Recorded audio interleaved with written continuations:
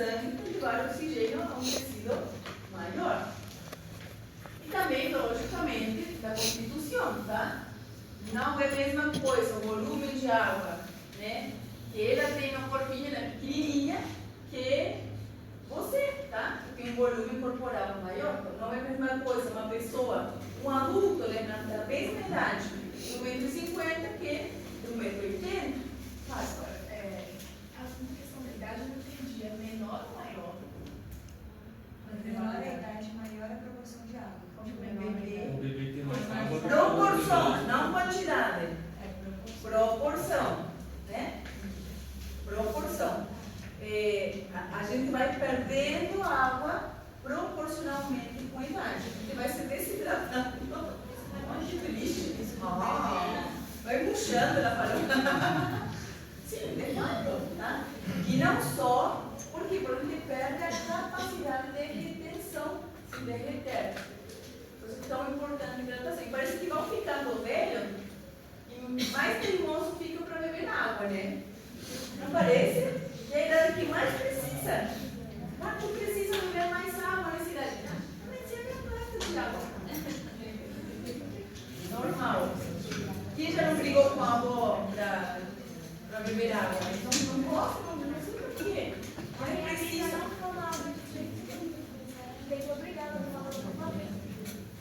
Eu tinha um paciente, ele era alcoólatra, na verdade. Mas ele se controlava, enfim, não tinha um transtorno pelo alcoolismo, mas ele tinha um probleminha.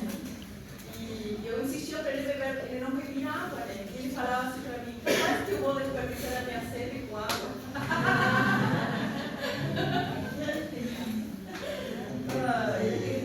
Não, cada um, né?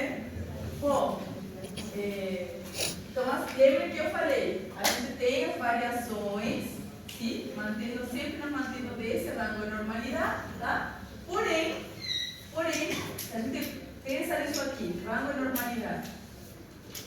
Pela idade, a nossa normalidade vai se acercando sempre mais. Água, pensando em água, tá? Mais para baixo. Enquanto a sexo, mulher vai se manter mais para baixo, homem vai se manter mais para cima, pensando em volume de água, tá?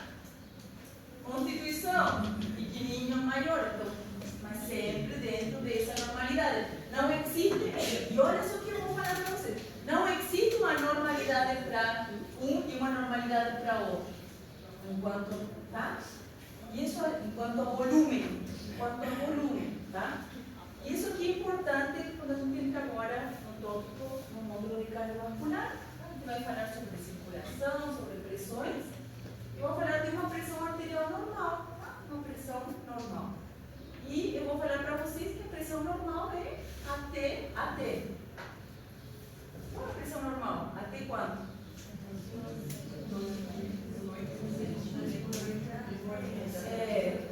120, 80, isso. 120, 80 quê? Milímetros de mercúrio, isso. Essa pressão é até, é o máximo, né? Então não é que todo mundo tem que ter 120 e 80, tem que ter até 120 e 80. E vai ter mudança no sexo, na constituição, na idade? Sim. Não.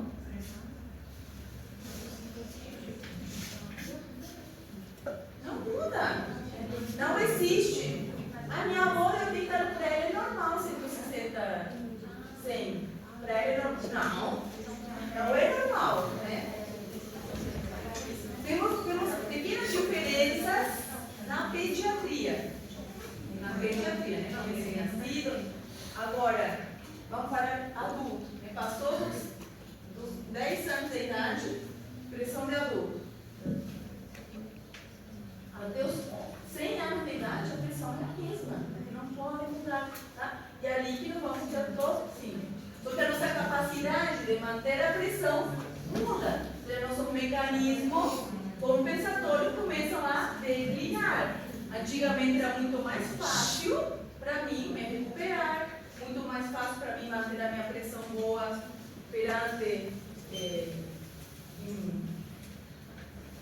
situações com um estresse muito intenso, e com a idade eu vou perdendo a minha capacidade de recuperação. Sim. E quanto que é considerado baixo demais? Baixo demais. O baixo, olha só que é uma ótima pergunta. Variações de 20 milímetros de mercúrio já são sintomáticas. Então, por exemplo, tem pessoas que caminham por ali com 90 por 50, 90 por 40. Andando, caminhando, está cumprimentando, tudo bem. Quem tem 120, 80, e eu abaixo a pressão dessa pessoa para 90 por 50, está desmaiado, se arrastando. Sim? Então, existe eu estou pensando, não é uma habilitação, mas de adaptação. uma adaptação a uma pressão. Então, o corpo se adapta a uma pressão específica. E você mantém todas as suas funções a essa pressão específica. Se eu mudo a tua pressão, você vai ficar sintomático, tanto para baixo como para cima. Isso acontece muito com atletas de alto nível, fisiologicamente. Acontece com o hipertenso. Hipertenso também. Por exemplo, vamos fazer de conta, ele mantém uma pressão de 110 por 70. E ali sim, dentro da normalidade, tem o normal de cada um. Né? Ali sim, dentro da normalidade, tem o normal de cada um. 110 por 70, mas um dia subiu para 115, meu Deus, ela vai ficar mal, os sintomas são muito similares, né? Daí hipertensão e daí hipotensão. Dor de cabeça, então, isso que eu estou falando, depende, porque se eu tenho 110, 12 por 8, e um dia eu apareço com 9 por 4, eu vou estar hipotensa, né? Mas eu posso ter essa pressão normal e andar por ali, e para mim não é hipotensão. Estão entendendo que eu falo? Mas então, se tem um paciente que tem sintomas da hipotensão e eu conheço a tensão que é 12. Não. Exato. 120 e 80, né? 120 e 80. Vamos colocar aqui 90 por 40. 90 por 40. Está dentro de uma normalidade. Sim? 70 por 30. Já, né? Aí já é muito baixo. Mas assim, sintoma, vamos fazer de conta. O paciente vem com 10 por 6. Com sintoma de hipotensão, você tem que ficar de olho. Porque se ele é com essa pressão, que é super normal, excelente essa pressão. Essa aqui é a pressão a melhor, né? A melhor pressão. Manter uma pressão de 100 por 60. Nossa, uma pressão. O coração não sofre, a mandíbula não sofre. Daqui está no limite, né? Está ali, com um pezinho na hipertensão. Por essa pressão, nós está perfeito. E vem com sintoma de hipotensão. Desde certo, a pressão normal dela está aqui. E quando ficou normal, ela já está sentindo potência. Tá? Essa pessoa seria classificada como Não, você tem que fazer diagnóstico.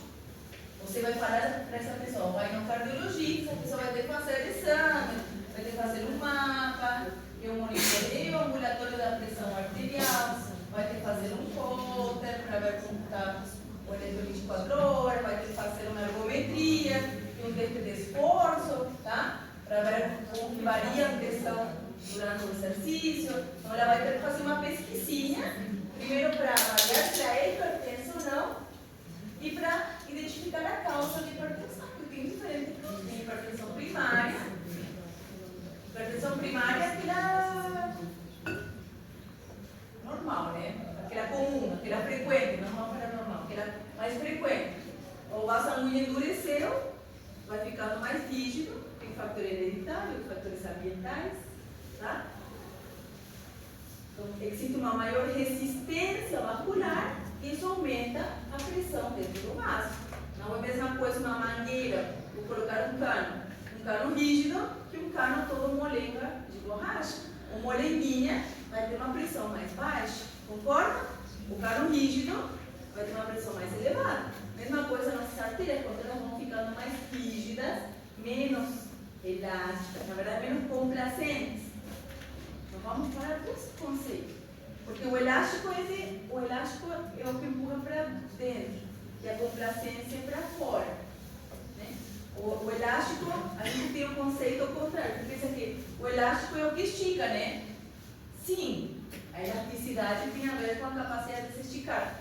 Mas na verdade, não é quanto ele estica, é quanto ele consegue voltar depois que ele estica. Estão entendendo? Sim. Por exemplo, se isso aqui eu estico e ele não volta, ele não é elástico. Estão entendendo a diferença? Então a elasticidade está na capacidade de voltar. Olha só, a elasticidade é a capacidade de voltar. A veia, ela é elástica? Não, se eu estico ela, já era. Ela vai virar uma varice ali, né? Vai ficar dilatada para a vida toda. Ótimo. Então, a veia não é elástica, a veia é complacente. Eu boto dentro, boto. Consigo colocar um monte de volume dentro, mas se eu tirar esse volume, ela não vai voltar. Está entendendo? Agora, a artéria elástica, sim, imagina, ela aguenta aquele pulso de pressão. Então, ela aguenta o pulso. Ela aguenta o pulso de pressão, tá? Aquela pressão super alta. Então, ela passou a pressão, o pulso de pressão, a onda de pressão, volta. Porque a gente tem uma pressão máxima e uma pressão mínima, né? Estão entendendo? Olha só. Então, o que ele estava falando? Eu tenho uma dúvida. Eu acho que eu entendi meus companheiros. Quando um paciente chega em uma emergência, com uma pressão, a gente tem um parâmetro de 120 e 80 milímetros de mercúrio. Máximo. Só que o paciente chegou com uma pressão arterial de 100 por 60 milímetros de mercúrio. A gente necessita relatar como hipotensão. Não. A hipotensão é clínica, então o sintoma é clínico, a não ser que seja uma hipotensão de, como eu falei, 70 por 60, né? Aí sim, nossa, a hipotensão. Agora, se o caso, eu que falei, ela diz que tem pressões de 80, 90. 9 por 6 já está andando, correndo, na atividade física, na academia. Você vai relatar hipotensão? 9 por 6? Não. Eu falei, vocês colocam aqui, você não relata a hipotensão. Você não pode falar que o paciente hipotenso com 10 por 6. Mas você vai colocar o signo de alerta, você foi um exemplo que dei. O signo de alerta, porque se o paciente está se sentindo hipotenso com uma pressão normal, tem que ficar de olho, porque a pressão dele é bem mais elevada. Estão entendendo essa diferença? Porque depois, com variações acima de 20, você começa a ficar sintomático. Por isso que a gente faz o exame clínico, porque vai ter o exame se ela é fumante, se ela é alcoólatra, se a idade, tudo isso vai interferir na pressão dela. Mas a química que é soberana, não é o laboratório, nem a química que é soberana. Você não vai fazer absolutamente nada, você não vai atuar, você não vai agir por parâmetros de laboratório. O que manda é a química. O único exame complementar que manda por cima da química e que não interessa, não adianta nada, só é a dose. E às vezes ainda, por exemplo, o clínico está bem, mas visualmente a gente vê que ele tem lá, está tendo uma hipotensão. E como a gente não sabe o parâmetro dele da pressão normal, a gente já viu alguns casos por exemplo, de aluno que veio com o mapa, essas coisas ruins, justamente ainda bota um ponto de interrogação. Possível hipoteção, possível hipertensão, tipo, não está correlacionado, porque, tipo, igual você está falando todo o tempo, ele está clinicamente bem, está fazendo atividade bem, mas a pressão dele diminui muito pouco e aumenta muito pouco. Também o observacional é muito importante junto com a clínica. Tudo. Por exemplo, esse paciente que vem com 10% com sintomas de hipotensão, tu vai tratar? Ele está sintomático, ele está passando mal. Vai sim. Não. Porque você vai elevar a pressão dele? Só porque ele está com tontura? Não, você vai pesquisar, né? A tontura é sintoma de hipotensão, você não vai corrigir que pressão, se a pressão dele está normal, acabou. Mas ele está sintomático porque ele está acostumado, estão entendendo? O mesmo, a gente acostuma, nós somos bichos de costume. Professora, os pacientes idosos, que eles são hipertensos, a pressão deles normal, assim, é de Não. 14 por 80. Vou tirar essa palavra da tua boca. Tirei, normal. Não lixo. Mas assim, Não é normal. Por isso tem que ficar idoso. Não é normal, tem que tratar. Mas se eu não sinto nada, claro, porque o corpo acostumou.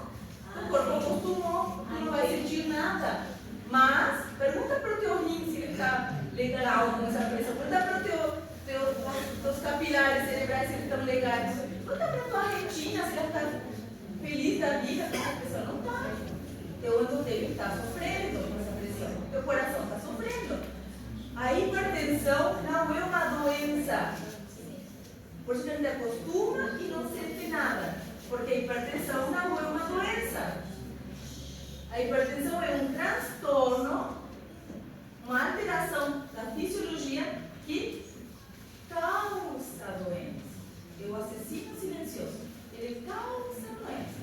Então você vai ter uma pressão de 15, 16, não vai sentir praticamente nada. Tu vai acostumando. A pressão não passa de 10 para 16. Ela passa de 10, 10,1, 10,2, 10,3. E com os anos ela vai subir. Lá está com uma pressão de 15, 16, para mim é normal. Porque você não sente nada. Mas, uns anos com essa pressão, ao longo dos anos, você vai desenvolvendo o quê? Paciente cerebrovascular, né, que é o infarto de cortical, né, que é aquele monte de infarto muito, são pequenos microinfartos que vão acontecendo, o pequeno microderrame que vão acontecer, não o AVC hemorrágico, aquele agudo, né, que é aquele propículo pertencido.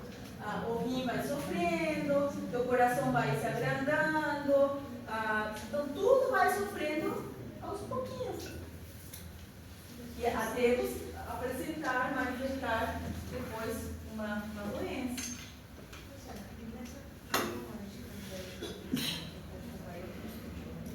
Sim. A diabetes seria tipo. Não, a gente não acostuma com diabetes. Não, diabetes não, porque você tem sintomas, vai ter manifestações.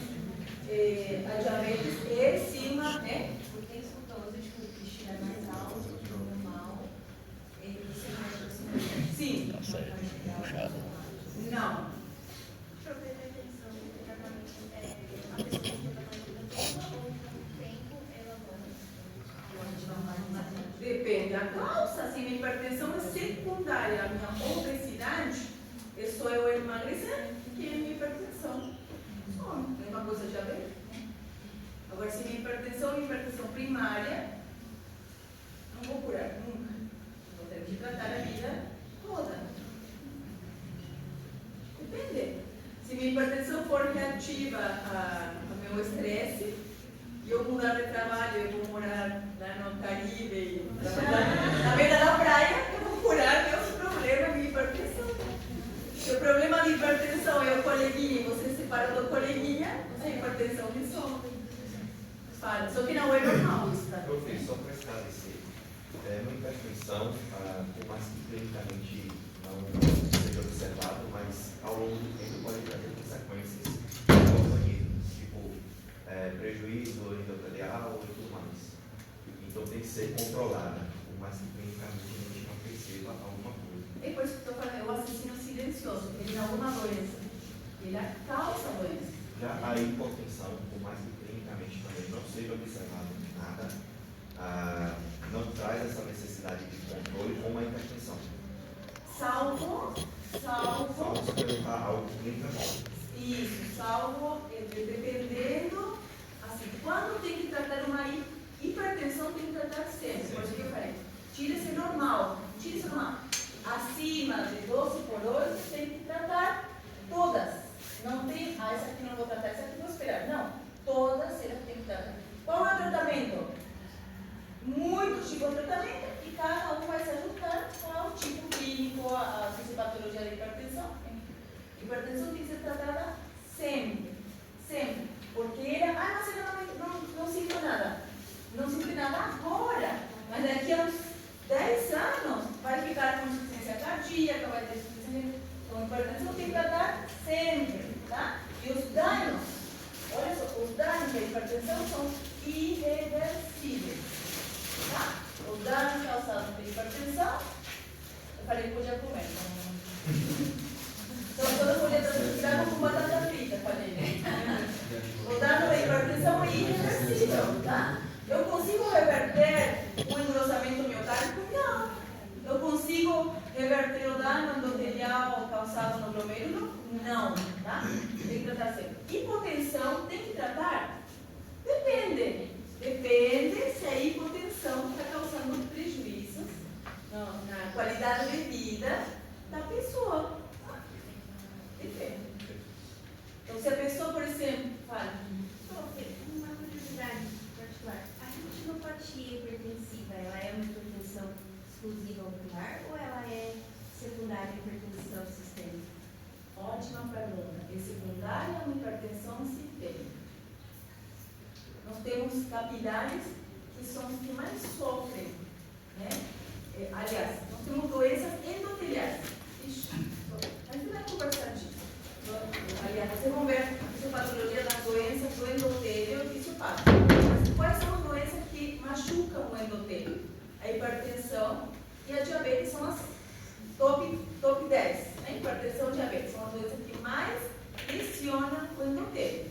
Quando, e a gente vai falar disso, o endotélio, nós temos, vamos falar isso no circulatório, nós temos um sistema simpático que tem a capacidade de vaso contrair e quando eu inibo o simpático, o vaso dilata. Okay. Porém, o próprio endotélio tem autorregulação de vasodilatação, não de constrição, mas vasodilatação.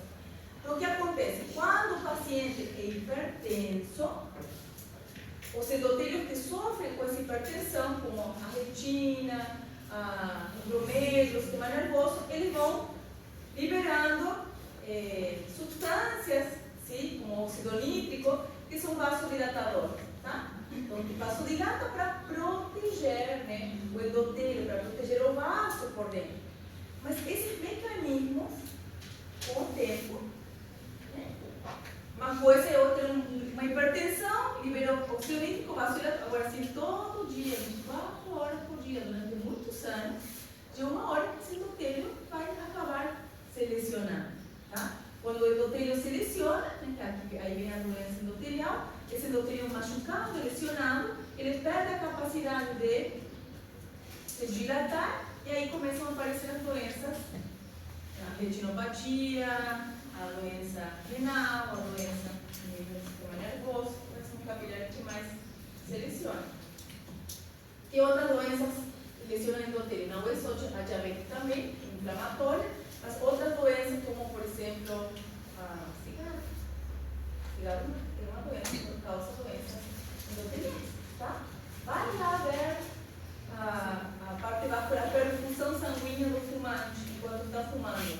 Está tudo. Eu vejo que estão muitos fazendo assim, né? Pro outro lado. Eu te falei, tá? Não tem, mas aí estaria dentro daquele conjunto de doenças do endotélio, tá? Mas a hipertensão é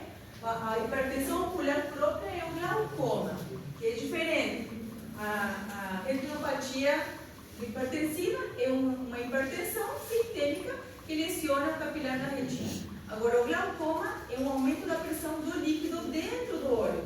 Então, nós temos a retina, que é o epitélio sensível, e as artérias da retina, elas são superficiais. Então, passa sanguíneo por trás e passa sanguíneo na frente. Tanto que no olho você consegue ver as artérias, tá? O que acontece? Elas estão aqui. Lembre que a retina é ao contrário, né? Começa lá no fundo e termina aqui. E aqui nós teríamos o líquido. A retina, as células fotossensíveis estão lá no fundo. É a última camada lá no fundo do olho. E elas vão vindo e termina aqui. Diferente do que a gente acha que a fotossensível é aqui e a transmissão é para trás. Não, a retina é ao contrário. Então, o fundo seria está aqui.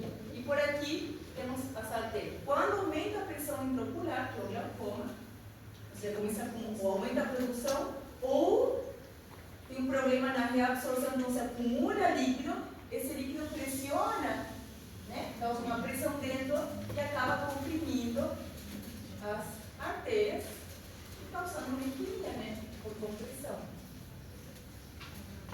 Teremos a cegueira também, né? Bom, Professor, só poderia comentar, assim, só para esclarecer sobre a hipertensão primária, quando tem a secundária primária. vocês estão querendo lá na clínica, você está querendo saber coisa do sexto período. Eu posso pesquisar depois, não tem problema, mas sim, só para me fechar o raciocínio, para eu entender. A hipertensão primária é causada por um aumento na resistência ocular. ¿Sí? Está relacionado com fatores ambientales, fatores genéticos, ¿sí? A hipertensão secundária, como diz a palavra, é secundária A. Ela aparece, agora, a hipertensão primária é aquela que, quando apareceu, aumentou a resistência, as artérias começaram a ficar mais rígidas, e isso vai aumentando a resistência, ela é progressiva, aos poucos. Agora, a secundária, dependendo da causa, o que é um sintoma, né? Dependendo da causa, você um dia, uma semana, você vira hipertenso. Ou como eu falei, a obesidade, por exemplo. A obesidade, o aumento da resistência muscular é extrínseco. Está entendendo? Ou eu posso ter pressão alta por aumento de volume. São secundárias, tá? Agora, a primária é aqui. Aparece e quando chega, aparece já é para ficar. Você consegue controlar? Claro. Né? Atividade física, se manter um peso ideal, bom volume de hidratação, alimentação. Tem muitos fatores que ajudam a controlar a hipertensão primária. Além, não vai querer controlar a hipertensão primária só com isso, além da medicação. Então, você pode ter hipertensão primária, mas ainda se você é estressado, obeso, sedentário, bom, aqui, né? Bebe, porque o álcool no início é hipotensão, mas depois, bom, médico, não está se ajudando? Sim? Esclareci? Sim. Bom, então isso aqui nós já vimos, sim? O conceito de osmolaridade ficou claro, né? O que já ficou bem claro. E qual é a osmolaridade normal pelos líquidos corporais? 300. Ótimo. 300 o quê? Laranja, batata, milho, mole com milho. É importante eu sempre lembrar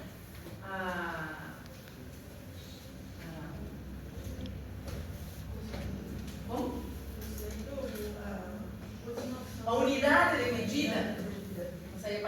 É importante eu saber as unidades de medida? Sim, porque um dia eu coloco aqui, em vez de mil, deci, cento, tá? E muda tudo. Então é importante a gente lembrar a unidade de medida. Você converte às vezes com o laboratório, o valor da diferença é 300. Com o laboratório, o valor da diferença é 3. Com o laboratório, o valor da diferença é 30. Nossa, mas por que tudo diferente? Não, é o mesmo. Só mudar a unidade de medida do laboratório para outro. Tá? Tem um aparelho Estão entendendo? Então, sempre é bom ter em conta isso. Vocês vão aprender isso com o tempo. É só para vocês agora. Por que eu falo isso? Porque é normal. Estão no terceiro semestre. Aliás, estão iniciando o terceiro semestre. Mas com certeza, sua avó, seu vizinho, te acha que você já são médico. Então, você já deve ter recebido laboratório, raio-x, ultrassom. Não? Então, bom. Nem te falo quando te mandam, tipo assim, mensagem. Estou com dor de barriga. O que pode ser uma foto de uma barriga? Sabe como?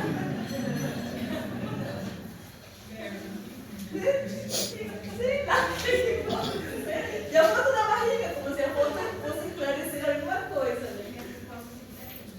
né? E a gente, dor de barriga. Bom, isso aqui também já vimos, quedou claro, existe uma passagem de água constante de um lado ao outro da membrana, sim? E isso vai mudando as molaridades, tá? E que a água difunde, será a osmose, pode separar, a água difunde. Esse conceito que vocês já tiveram em biofísica, é o conceito de difusão, tá? De um lado ao outro da membrana, que equiparar a osmolaridade. O sódio, já vimos isso, é o principal regulador da osmolaridade no líquido extracelular. Existen diferencias, grandes diferencias entre el intra y extracelular en cuanto a composición. Los principales, ¿sí? A diferença é assim, gigante. Não tem 20 de um lado e 24 do outro. Olha, quais são os principais? O sódio e o potássio. Tá? Sódio e potássio. Magnésio também, o cloro, tá? Então a gente tem os principais do extra e os principais do intracelular.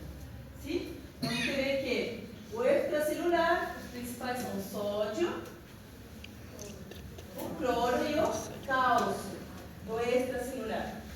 Do intracelular, os principais são o potássio, sim? E o magnésio.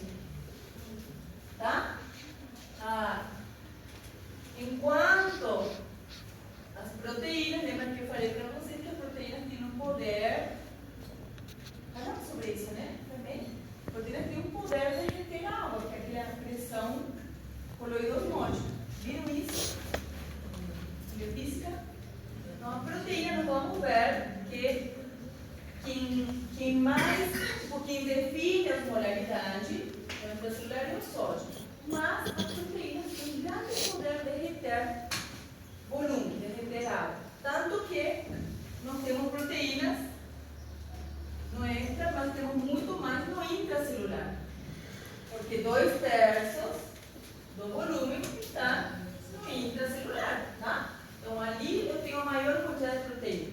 E 1/3 estava no extracelular. Então, eu tenho proteínas aqui, na célula, e tenho proteínas no intravascular.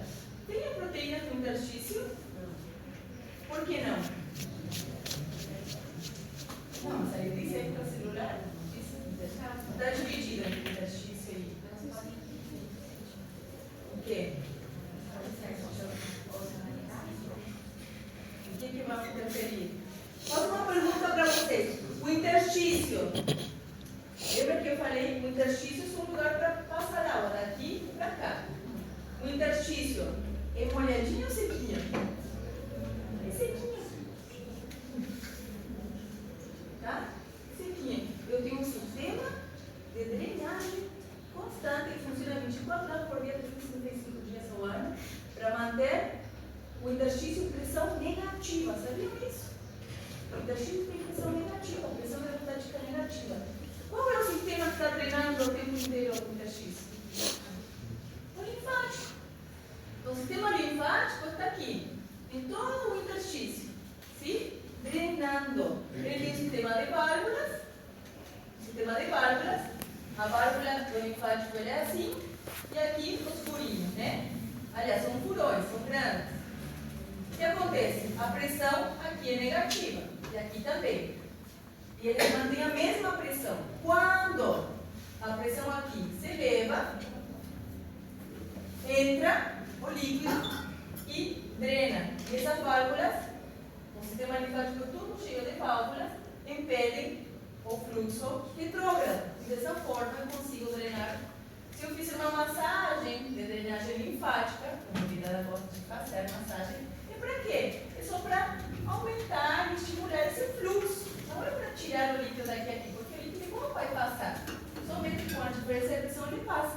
Mas, às vezes, ele fica aqui acumulado no sistema. Então, a drenagem ajuda realmente, de fato. Você tinha visto já ver isso aqui? Essa turma não, né? Tem uma turma que um monte. Tá certo? Então, eu mantenho a pressão negativa sempre no espaço intersticial. Então, eu não posso ter proteínas aqui. Não posso. Agora, se existe algum X motivo, como por exemplo, ruptura celular. Já no celular e aparecem umas proteínas aqui. Ou tem uma outra causa também, que a gente não vai falar isso agora para não confundir a cabeça. Eu posso acumular líquido, tá? Ou, se aumentar a pressão hidrostática aqui, daí o líquido começa a vazar. Ou se diminuir a proteína aqui, daí o líquido também vai vazar, né? Porque não vai ter retenção aqui. Então, nesse caso, quando eu acumulo líquido no interstício, se chama como? Edema. Tá?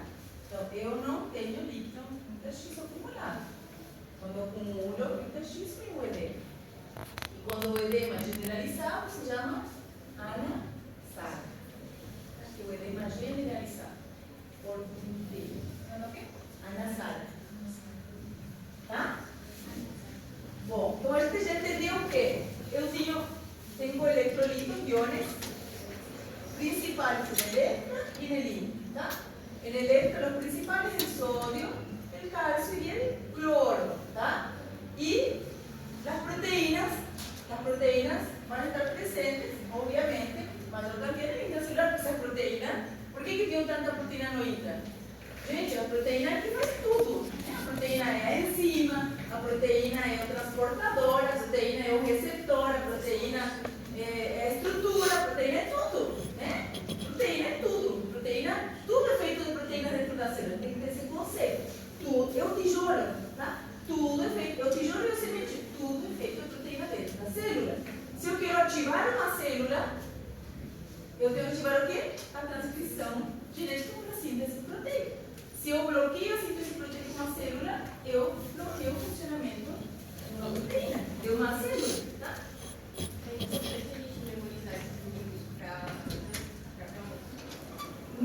Eu nunca vou cobrar qual é o valor normal do sódio, mas tem que saber qual é o principal e qual é o extra, tá? E aqui os valores vocês vão ir memorizando de forma passiva. Porque a gente vai ver tanto ele, que mas vocês vão lembrar que em média, e já trabalha na clínica, o sódio é 140, né? Em média. Então, de forma passiva, eu vou entrando, tá? Você não precisa decorar, mas como a gente vai ver todas as aulas, uma hora só aprende. Tá ali? O cálcio.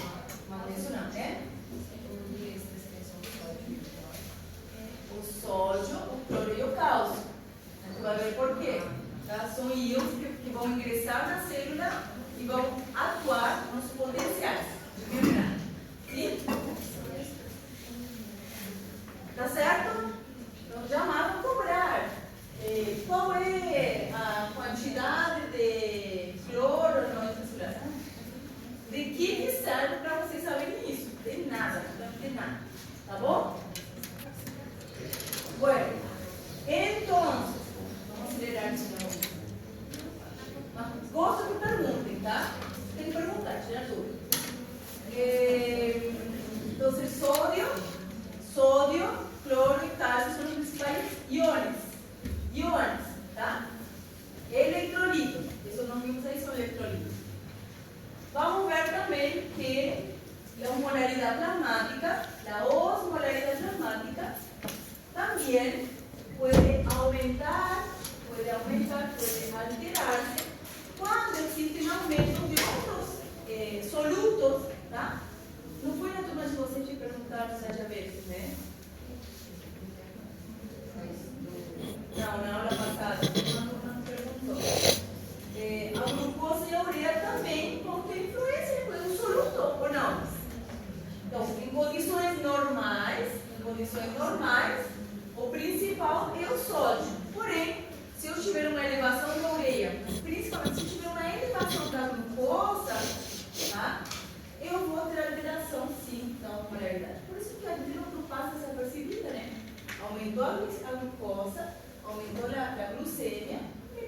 vai estar sintomático. Tá? Vai estar sintomático. O paciente não acostuma. Vamos ver, por exemplo, em Dublino, fisiología, vamos a hablar sobre, tenemos una clase solamente de pánico de diabetes, ¿sí? Creo que uno de los síntomas de diabetes, los 3P de diabetes, a gente já sabe.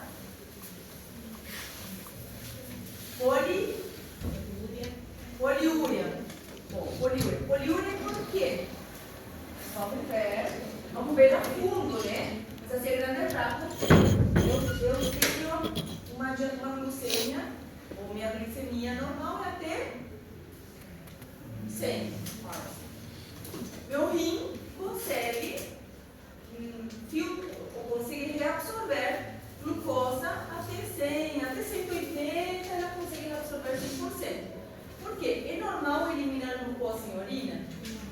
Não. Eu posso ter glucosa em urina? Não. De jeito nenhum.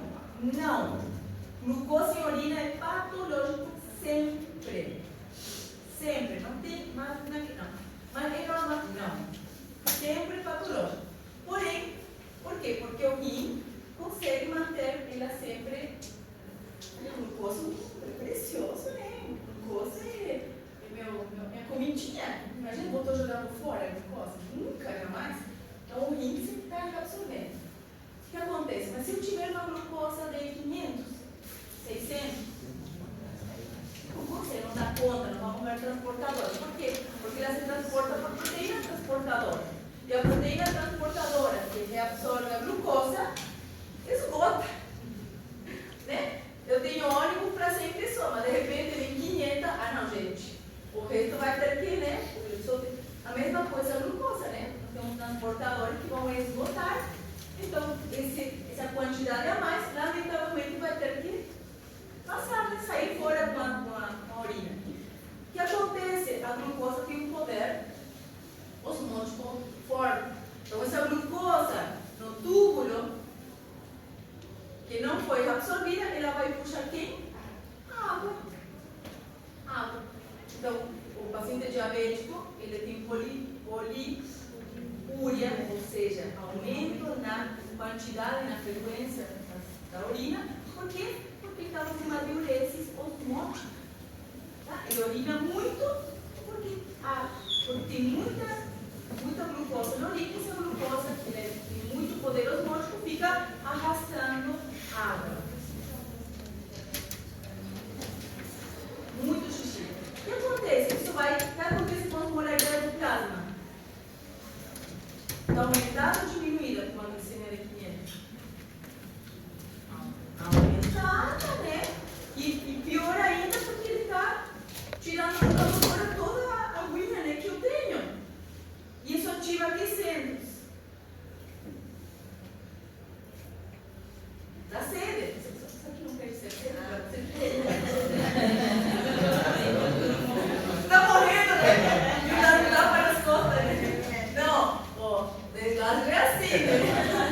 Não se confunda. Tá, então o paciente, o que acontece? A polaridade elevada ativa os centros centrais da sede. Então o paciente tem muita sede. Isso se chama como polidípsia, tá? Polidípsia. Então, urina muito e tem muita sede. E uma sede que não passa, uma sede desesperadora, né?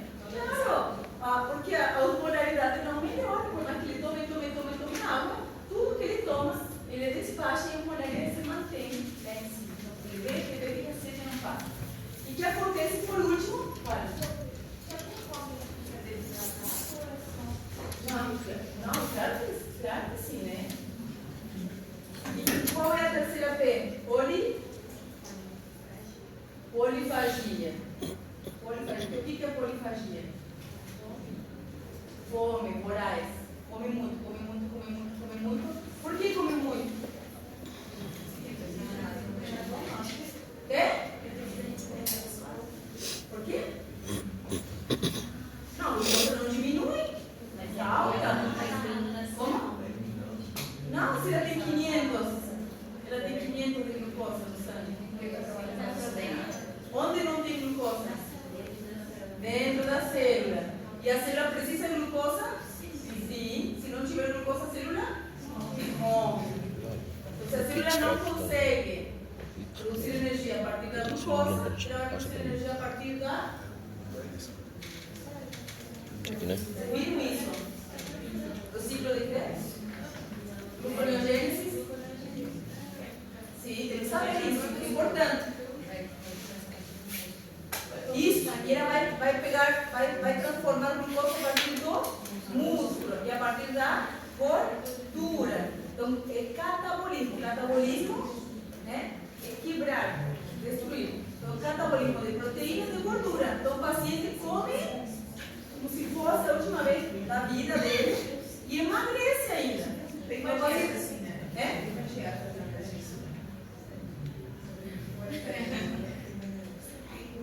Você acha que comer muito vai te emagrecer?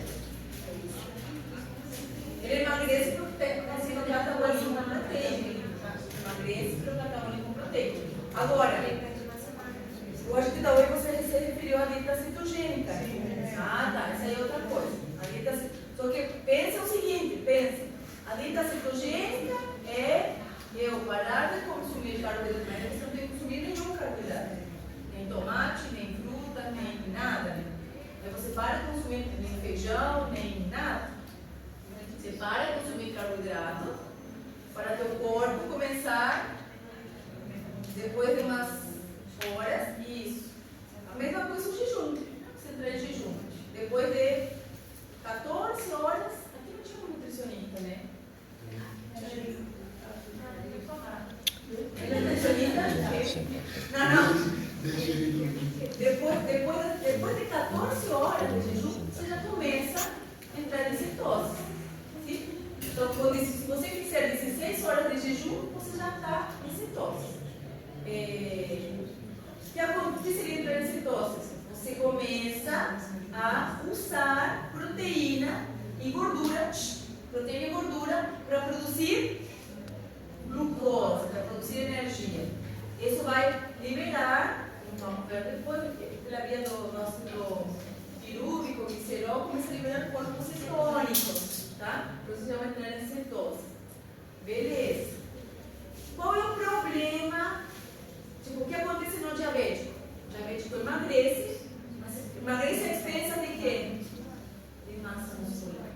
Isso dá fraqueza, dá morte. Então, se eu vou fazer uma dieta cetogênica, eu vou emagrecer, mas também vou perder. A dieta cetogênica é legal, mesma coisa, jejum intermitente, só se a pessoa malhar, fizer muita musculação. Fazer muita musculação e suplementação, né? Com creatina, dieta hiperproteica, tipo na janela, fazer tanta proteína. Faz a consulta com ela se você fazer mais. Não está nem. Tá bom? Sim? Ótimo. Então, quais são os tipos de transporte? Isso aqui eu vou passar rápido, porque você já sabe. Tá? Membrana, barreira física, né? Já vimos aqui entre o intracelular, que habitava lipídica. Só que você pensa, gente, você vê desde o fundamental que vocês estão vendo isso. Tá? Então tá, vamos passar. Tem o colesterol, tá, blá, blá. Vamos passar tudo isso aqui. Sim? Eu vou sair com fluido, ele vai ter constante movimento, tá? Não é uma coisa fixa. Não vamos parar isso aqui porque você já sabe. Nós temos diferentes tipos de proteínas de membrana, tá? Muitos tipos de proteínas de membrana. Tem a proteína de membrana, porque ela vai agir como um mensageiro, tá? Ele vai ter funções intracelulares. Tem uma proteína de membrana que vai ter funções como receptor, vai ter a proteína de membrana que vai ter sinalizador, vai ter a proteína de membrana que vai ter funções antigênicas, né? Vai ter a proteína de membrana que vai ser transportadora, tá? Tem muitos tipos, muitas funções e muitos tipos diferentes de proteína, tá? Então ali faz uma classificação de periféricas, tá? E integrais que tem que ter cabeça. aparece nessa? Eu tenho vários tipos, vários formatos, cada uma vai ter, obviamente, uma função diferente. Aqui legal, se você entender, por exemplo, isso aqui são aquelas que funcionam como receptoras, tá? Aqui, esse tipo de proteína é a que forma canal e poros, tá? Esse tipo de proteínas que forma canais, o poro, sobretudo que o poro está sempre aberto, tipo água corrida, tá? Agora, o canal geralmente, ele abre e fecha. Você viu essa redezinha, né? Então ela pode ser fechada, tipo um estente que se coloca na coronária, mesmo formato. Você acha que eles inventaram o formato? Não, né? Então, ele abre e ele fecha. Então, dependendo, lá em cima, esse canal independente pode ser unido a um receptor, também um receptor se ele abre, ou com sinalizadores, como por exemplo, sinalizadores de mudança de voltagem, que daí ele abre e fecha. E esses aqui, tá? Que formam pontes, vamos ver, tá? Que formam puentes de sulfuro com outras proteínas. Por exemplo, né, o caso da insulina, receptores da insulina. Então, nós vamos ir vendo isso, não se preocupe. Tá? Tudo isso aqui já vimos. O que passa? Passa principalmente na molécula que conserva solúvel, tá? Se for hidrossolúvel, não vai passar, nunca, jamais. Então, quando a gente vê transportadores, isso aqui você já viu, já sabe, só que não vamos, isso aqui só um remember, que não vamos, na hora que vem, vai ser sobre potencial. Tá? Uma hora mais pensar. Nem começou já sofrendo por antecedência, né?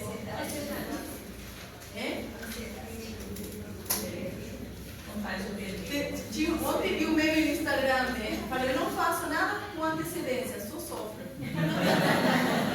É a única coisa. O resto, você estuda antes? Não. Você se prepara? Não, mas sofrer por antecedência, sim, eu sou expert, né? Então, tipos de transporte, a gente vai vendo isso aqui. Vamos ver, tá? Como que vai se liberar isso aqui? Como que passa esse íon? Tudo a gente vai vendo, tá? Nessa situação, a gente usa esse transporte, assim, esse tipo de receptor, assim. Funciona desse jeito. Então, isso aqui só para vocês lembrarem, tá? De que existem dois grandes tipos de transporte. Um que é passivo e ativo. São duas condições para ser passivo. Sem uso de energia e Maior concentração. pronto.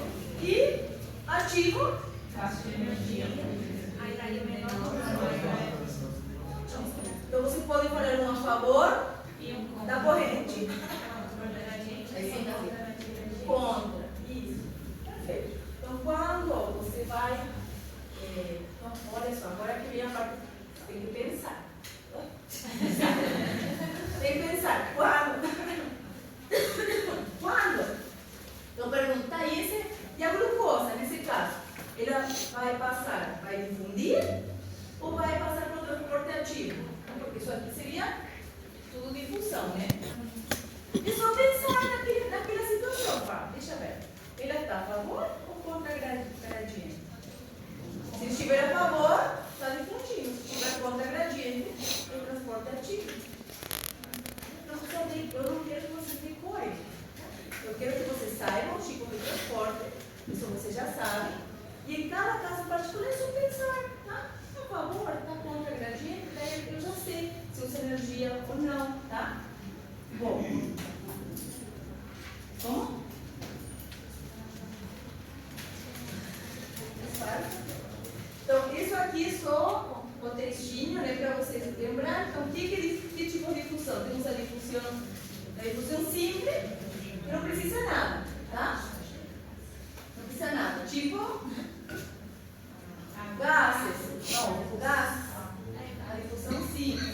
a favor de gradiente, sim? A água, no caso da água, no caso da água, precisa do canal, do poro, da sacopolina, sim? O que mais pode atravessar a membrana livremente? Proteína pequena, não. Aminoácidos. Lipossolúveis, hormônios lipossolúveis, tá? Por exemplo, isso, perfeito. Então, tudo que for muito lipossolúvel, ou tiver o poro aberto ali constante, com água e gases, vão atravessar álcool. Medicamentos? Fármaco lipossolúvel. Dá um exemplo. Como assim? Quais seriam esses fármacos lipossolúveis? Vou te perguntar. Bom, você for um anestésico. Os anestésicos são lipossolúveis. Eles atravessam livremente a membrana. Por isso não é rápido. É?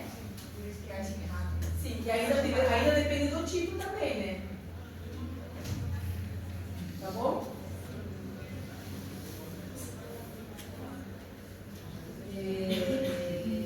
Bom, como eu falei antes, isso seria uma difusão simples, ou seja, que não precisa de nada para atravessar. A água precisa do poro, tá? Então, ela também é uma difusão, só que ela precisa de um canal. Ela não passa tipo fantasminha através da água.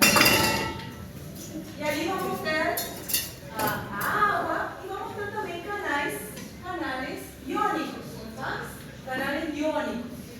Esses canais iônicos é aquele atraminha, né? Tinha lá. Esses canais iônicos também vão deixar passar, vão deixar difundir eletrolito de um lado para o outro da membrana. Então, quando esse canal se abre, se for um canal específico para sódio, o sódio vai entrar fora para dentro, e se for para potássio, o potássio vai sair. Concorda? Eles vão difundir. Esses canais estão abertos ou fechados? Estão sempre fechados. Imagina ter os canais abertos para sódio. O sódio está fugindo sempre, né? Então, eu só vou abrir esses canais para sódio e para potássio quando existe um sinal. Esse sinal vai ser iniciado por quem?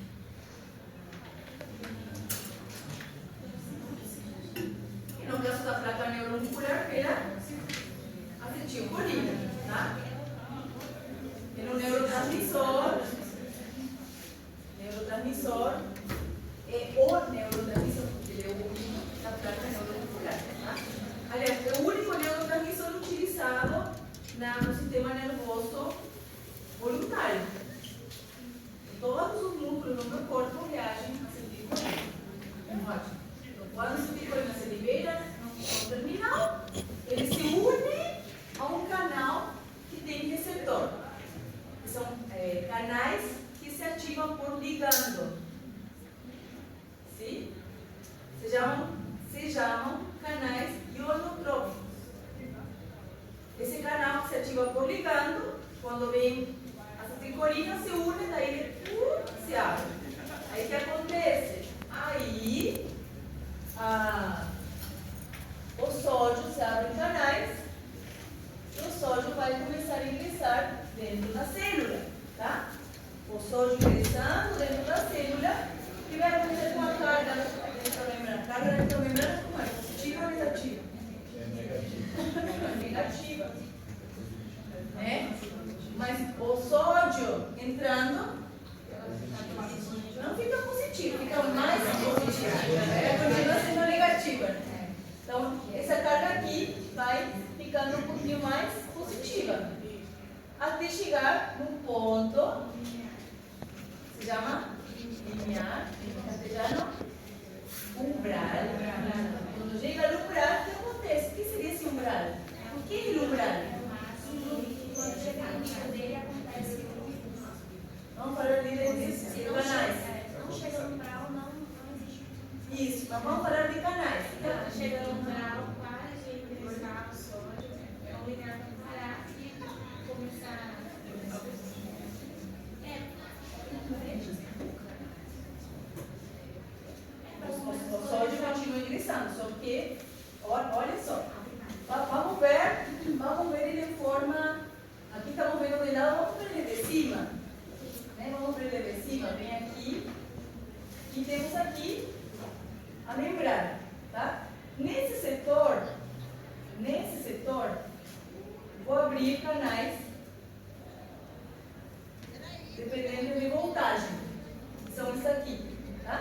onde a acetilcolina vai se unir a receptores.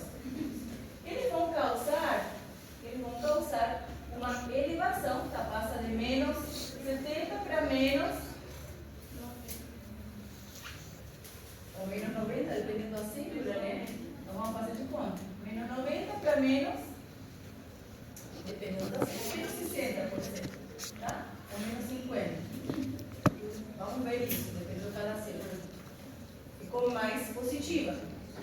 Concorda? O que acontece? O que é umbral? Quer dizer que nessa carga,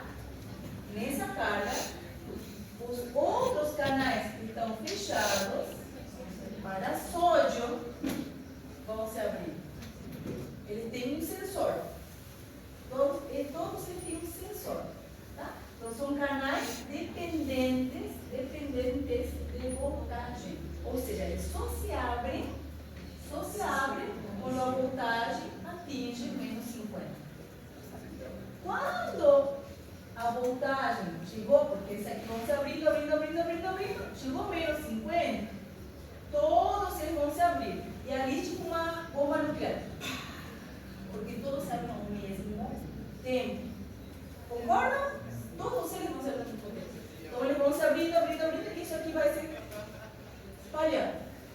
Tá? Então, esse aqui vão se abrindo, e aí a onda expansiva vai se espalhando. Essa onda é o potencial de radiação. Por isso que tudo não consegue frear a onda expansiva de uma bomba nuclear. Não, ele é só mais. Tá? Só que atrás, eles vão se abrindo, atrás vão se fechando. A direção da despolarização é seguida na mesma direção que a despolarização. Você entende? Você vai falar isso aula que vem. Então são os conceitos bem loucos. Tá? Estão entendendo como acontece a despolarização? Então a gente não tem que pensar numa coisa plana. Pense numa imagem tridimensional, exato. Tá? Então lembre que sempre fala, despolariza para lá, a despolarização contrária. Não, igual, é na mesma direção. Né? Se eu vou despolarizando para lá, atrás de mim vem a despolarização na mesma direção. Esse conceito é tão básico para entender eletrocardiograma, porque as ondas de despolarização e repolarização são ou a duas são positivas ou a duas são negativas. Porque a onda é o mesmo sentido. Já vamos ver isso.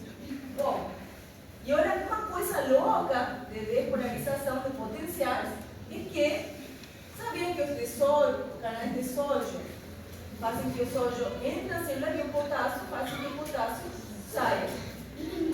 A mesma voltagem que abre de sódio abre de potássio, sabiam? Eles se abrem praticamente ao mesmo tempo.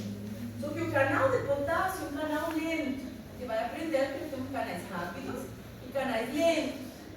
Então, isso vai dar suficientemente tempo para que o sódio já voltagem abre, né? E o de potássio vai abrindo devagarinho. Até ele se abrir, a onda já foi.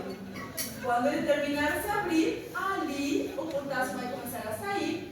Começa a repolarização. Fração milésima de fração de segundo. Essa abertura é praticamente ao mesmo tempo, só que o potássio é um canal lento e o cálcio é um canal rápido. Então vamos ver isso agora, para entender como é que acontece com canais rápidos e lentos, tanto para potássio, para sódio, para cálcio, tá? Tá entendido? Então logo em seguida, porque, olha, em seguida. Sai o sódio e o potássio já está. Entre o sódio e o potássio já está saindo. Muito rápido. Como é tão rápido? Porque os dois se abrem ao mesmo tempo. Só que um mais rápido do que o outro. Isso dá o tempo, dá aquela diferença para formar a onda de despolarização. Sim? Bom, então ali estamos. Isso aqui, vamos ver o tempo todo. Vamos ver todo. O tempo todo em físio é a base de A gente entender como tudo funciona, sim? Então vamos ter sempre, tudo quanto que é lugar, dois tipos de receptores iônicos. Por ligado, que são um receptor, e por voltagem, que vai saber depois, quando existir a mudança da carga negativa dentro da membrana, vai ficar mais positivo. Beleza? Tudo. Depois vamos ter o transporte passivo, sim? Um outro tipo de transporte passivo que vai ser facilitado, sim? Se é passivo, continua sendo, obviamente, a favor de gradiente, ou seja, continua tendo difusão, porém eu preciso de proteínas transportadoras. E aqui é o exemplo, né, dos aminoácidos da glucosa, tá? Então vamos ver que aminoácidos de glucosa vão ser transportados de duas formas. Uma, quando está a favor de gradiente, e outra quando está contra gradiente. Tá? Contra gradiente, ela vai ser sempre transportada por transporte ativo, por contra, vamos ver isso. E a favor de gradiente, por transportador, ela não atravessa a membrana. Tá? A glucosa e os aminoácidos não atravessam livremente. Sim? Elas precisam, elas vão difundir, vão atravessar sempre que houver diferença de concentração, que houver proteínas transportadoras, vão atravessar, porém, precisa ser de uma proteína transportadora. Esse aqui é o exemplo que eu dei da glicemia. No rim, lembra que eu falei? Tem uma X quantidade de proteínas transportadoras para a glucosa. Ou seja, a minha glicemia, se estiver até 100, 180, até lá eu tenho proteína transportadora para a absorção. Passou disso, acabou. Então, esse tipo de transporte, olha o conceito, é limitado. Sim? O transporte para água é limitado? Não. O transporte para lipossolúvel, para gases é limitado? Não. Tudo que houver vai passar. Agora, tudo que depende de proteínas transportadoras é limitado. Eu tenho uma X quantidade, saturei elas, não passa mais nada. Concorda? O fenômeno tem que liberar um tempinho, liberar para passar. Essas proteínas transportadoras para a glucosa, eu tenho que entender também isso aqui. Esse tipo de transportadores proteicos não estão presentes em todas as células. Tá? A difusão simples acontece em qualquer célula, por igual. A difusão simples vai ser no neurônio, na célula cardíaca, em qualquer célula. Agora, os tipos de transporte por proteínas, ou seja, daqui em diante, e mais ainda transporte ativo, vai ser diferente de célula para célula. Então vamos ver que temos células que têm proteínas de difusão facilitada para a glucosa. Ou seja, quando a glucosa aumenta no âmbito celular, no sangue, a glucosa vai ser transportada para dentro da célula celular. Só aumentou fora do sangue, ela vai ser incorporada na célula. Tá bom? Todas as células do corpo têm esse transportador? Não. Senão não tinha precisado de insulina, né? O que é insulina? Insulina precisa para incorporar a glucosa. Não se fizeram essa pergunta? Se a glucosa ia entrar na célula livremente, por difusão, a proteína transportadora, para que precisa de insulina para incorporar a glucosa? E a disser que esse transportador não está em todo lugar. E a disser que a insulina também não é necessária em todo lugar. Ou seja, não temos células que não usam insulina, tipo cérebro. Sistema nervoso, não precisa. O fígado, não precisa. O pâncreas, não precisa. Tá? Ela aumentou o sangue, ela vai difundir livremente entre aspas, né? Usando proteínas transportadoras específicas. Quando eu preciso de insulina, que tecido? Insulina. Somente músculo e tecido adiposo. Só. Meu Deus, por que quando não tem insulina a pessoa aumenta, porque vai ver a proporção de músculo no corpo, né? Que é tecido adiposo. O que mais tem? Tá? E músculo. Quem faz o coração bater? Músculo. Quem vai você respirar? O músculo. Tá bom. Bom. Sim? Transporte ativo. Transporte ativo. Bom, então entenderam? Vocês estão vendo que eu não estou passando conteúdo. O conteúdo vocês leem no livro. Estou passando conceito. Tá? Conceito. Então eu tenho que ter esse conceito de que todos os tipos de transporte, que dependem de proteínas, não é toda a célula que vai ter. Tá? Então a gente vai ver isso em fisiologia. Aqui é que temos somente proteína transportadora para tal coisa. Aqui. Então esse conceito temos que fixar. Mesma coisa ativo. Ativo ainda, transporte ativo já é diferente do passivo. Ou seja, vai ser contra-gradiente e usando energia. Que tipos temos aqui? Temos de transporte ativo primário e transporte ativo secundário. Ou seja, o primário é a famosa. Exato. Tá? Temos várias bombas, a bomba só de potássio, temos a bomba de cálcio. Como assim bomba de cálcio? O cálcio era um íon extracelular, mas ele vai ingressar na célula por vários motivos. Um deles, a contração muscular. Outro, liberação de neurotransmissores. Não libera subcolina muito, não entrou cálcio. Então, assim, tem várias situações onde o cálcio vai precisar ingressar na célula para exercer sua função, mas logo em seguida tem que sair. Então, temos a bomba de cálcio. Tem outra bomba que a gente vai estudar. Então, elas servem para quê? Para restabelecer, ela se aciona imediatamente logo após o período de repolarização, no caso da bomba de potássio, e a de cálcio vai se acionando em seguida depois, por exemplo, no caso da contração, quando cessou o estímulo, se aciona a bomba para tirar o cálcio da célula muscular, porque quando tiver cálcio lá, o músculo está se contraindo, né? Então precisa retirar o cálcio para o músculo parar de se contrair. Esse conceito vocês já viram, né? Também. Bom, isso aqui, vamos passar, vocês já viram tudo isso aí? Bueno. E depois temos ativo secundário, aquele outro era primário, que são as bombas, todas as bombas é ativo primário, e o secundário é o transporte antimotor, co-transporte e contra-transporte, tá? Vamos ver as duas nomenclaturas dependendo da literatura. Às vezes o mesmo livro, uma parte fala co-transporte, outra parte fala. Então, se importe ou co-transporte é a carona. A famosa carona. A caroninha. Um usa energia e o outro não. Tá? Ou um cruza a favor da gradiente e o outro. E o contra-transporte é aquela entrada do banco, né? Um entra e outro sai. Sim? Esse aqui, o contra-transporte, por exemplo, o co-transporte, falando de glucosa, vamos ver no caso do rim, dos túbulos renais. Sim?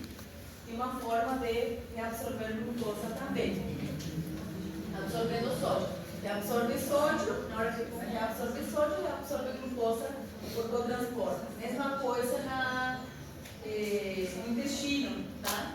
E o aminoácido também, mesma coisa. Esse é o transporte mais utilizado por glucosa e aminoácido. O co-transporte com sódio.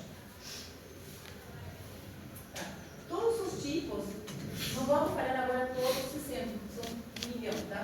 Mas quando a gente vai lá falar, por exemplo, túbulos renais, vamos falar do contra-transporte para reabsorver o nitrogênio, tá?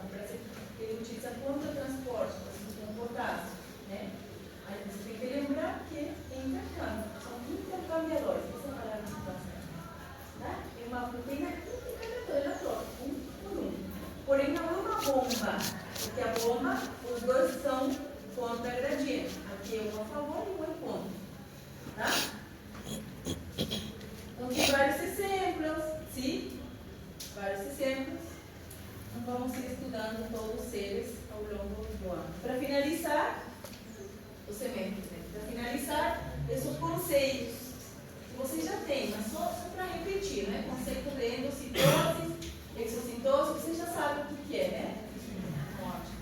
Isso aqui é importante porque, para entender, a endocitose é a ingestão. Vamos ver isso mais, ou vocês vão ver mais em imuno, que está muito associado, quando você pensa em endocitose, pensa em quê?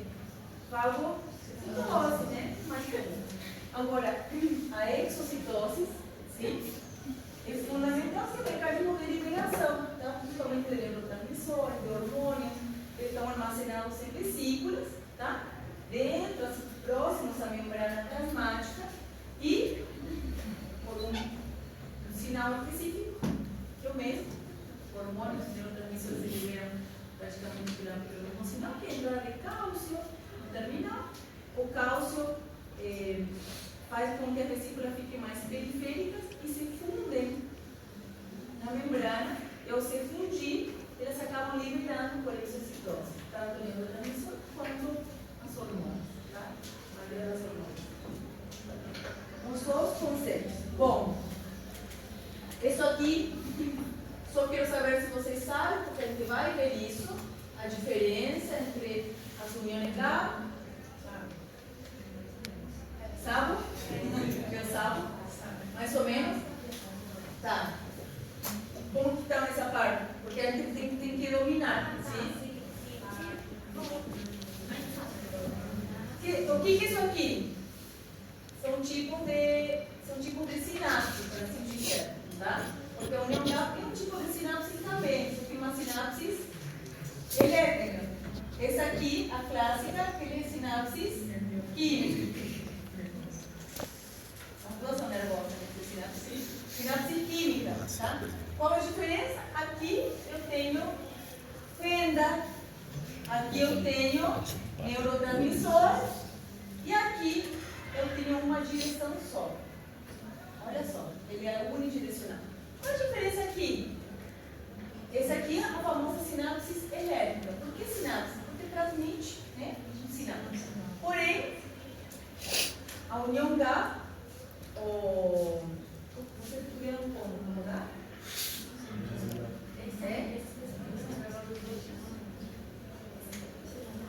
Vieram? Sim. União da... Será que eles estudaram como... Sim, biologia. Qual é a matéria que você está falando?